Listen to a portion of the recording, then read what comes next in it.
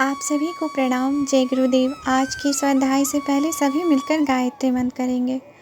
ओम भूर्भुवः स्वाहा तत्सवितुर्वरेण्यं भर्गो देवस्य धीमहि धियो यो नः प्रचोदयात्।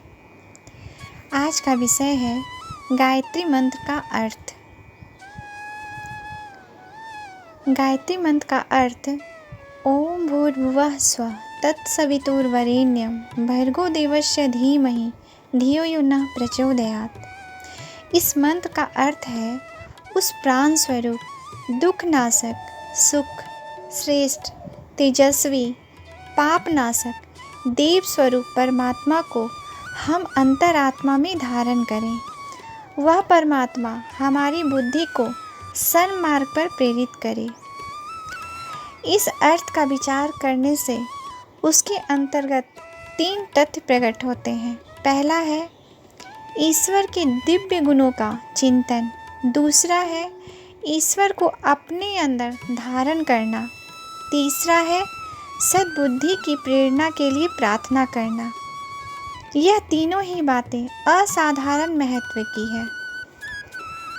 पहला, ईश्वर के प्राणवान, दुख रहित, आनंद स्वरूप, तेजस्वी, श्रेष्ठ, पाप रहित, देव गुण संपन्न स्वरूप का ध्यान करने का तात्पर्य यह है कि इन्हीं गुणों को हम अपने में लाएं।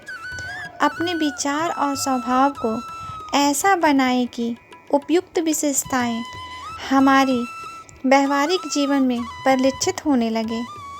इस प्रकार की विचारधारा, कार्य पद्धति एवं अनुभूति मनुष्य की आत्मिक और भौतिक स्थिति को दिन प्रतिदिन समुन्नत एवं श्रेष्ठतम बनाती है।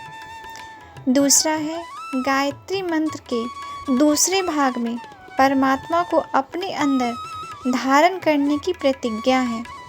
उस ब्रह्म, उस दिव्य गुण संपन्न परमात्मा को संसार के कण कण में व्याप्त देखने से मनुष्य को हर घड़ी ईश्वर दर्शन का आनंद प्राप्त होता रहता है और वह अपने को ईश्वर के निकट स्वर्गीय स्थिति में रहता हुआ अनुभव करता है।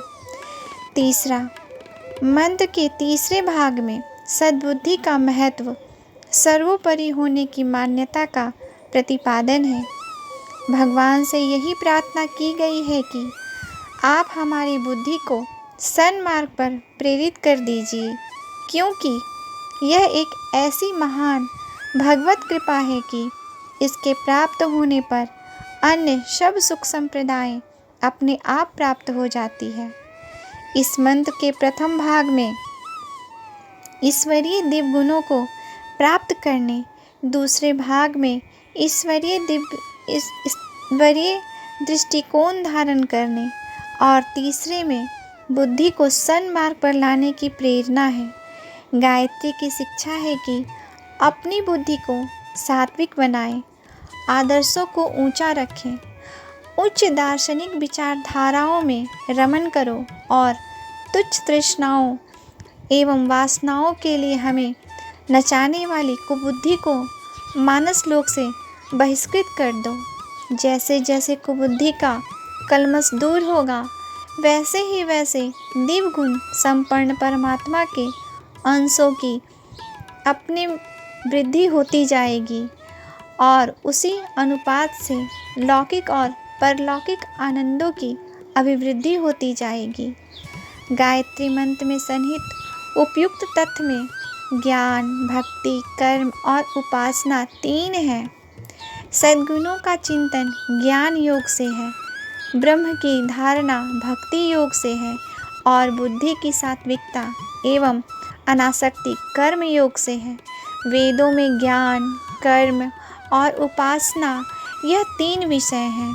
गायत्री में भी बीज रूप से यह तीनों ही तथ्य सर्वज्ञ ढंग से प्रतिपादित है। भारतीय धर्म में त्रिकाल संध्या का विधान है।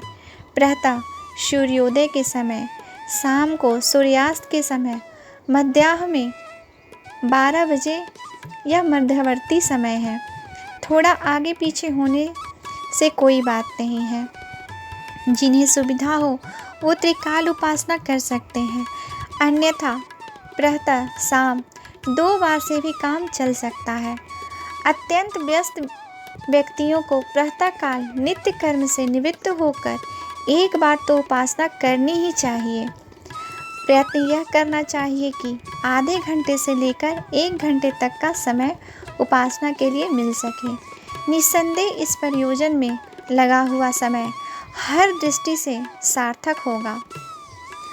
अस्वस्थता अगर शरीर में हो तो मानसिक पूजा से भी काम चल सकता है। मानसिक जाप भी आप कर सकते हैं। आज के लिए यहीं तक। आप सभी को प्रणाम। जय गुरुदेव।